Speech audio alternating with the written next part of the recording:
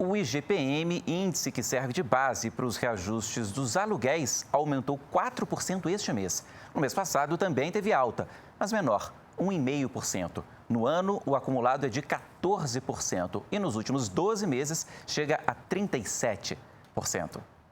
E para falar sobre essa nova alta no IGPM, eu converso agora com o nosso comentarista, Ricardo Caldas. Tudo bem, professor? Boa noite. Boa noite. Qual a saída nesses casos? Um acúmulo aí de 37% em 12 meses. O que fazer?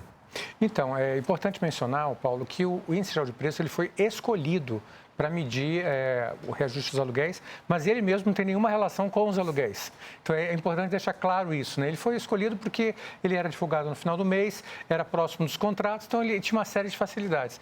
Cabe lembrar que esse índice tem mais de 50 anos, então, inclusive o nome dele, né? Índice Geral de Preços. Ele mede, inclusive, preços de mercadorias, de commodities, de alimentos. Agora, imagina, a variação do minério de ferro afeta o aluguel.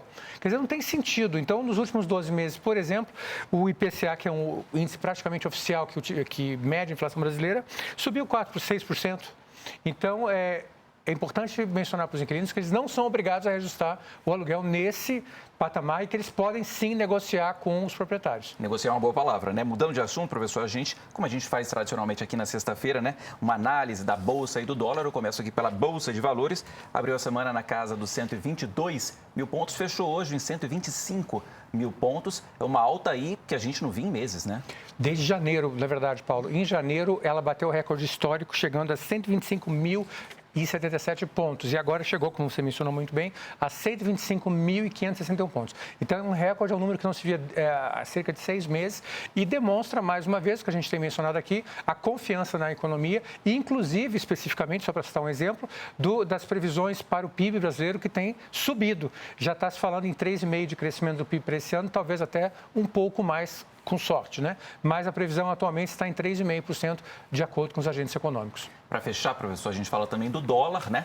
Como a gente costuma falar aqui, eu relembro, o dólar também teve variação nessa semana e caiu, né? Diferentemente ali da Bolsa. Exatamente. Então, isso também mostra o que a gente tem mencionado aqui, que o dólar estava um pouco supervalorizado, tá certo? É claro que é uma série de fatores que acabam afetando o valor do dólar, né?